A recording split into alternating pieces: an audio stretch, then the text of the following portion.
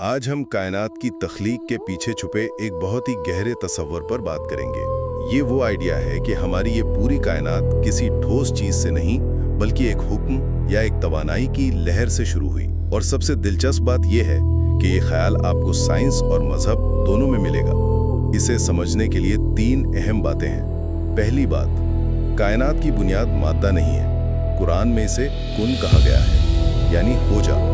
بس یہی ایک حکم تھا اور ہر وہ چیز جو پہلے نہیں تھی وجود میں آ گئی۔ اچھا، اب دوسری بات یہ ہے کہ اسی بنیادی حقیقت کو مختلف علوم نے الگ الگ نام دیے ہیں، جیسے کہ اسٹرنگ تھیوری اسے وائبریشن یا ارتعاش کہتی ہے، انفارمیشن تھیوری میں اسے فریکوینسی کہا جاتا ہے، اور قرآن اسی چیز کو اندازہ یا میزان کہتا ہے۔ تو سوچیں، نام الگ ہیں لیکن بات ایک ہی ہو رہی ہے۔ اور آخر میں تیسری بات، تو پھر اس سب کا مطلب کیا ہوا؟ مطلب یہ کہ جو کچھ ہم اپنی آنکھوں سے دیکھتے ہیں یہ سب صرف ظاہری سطح ہے۔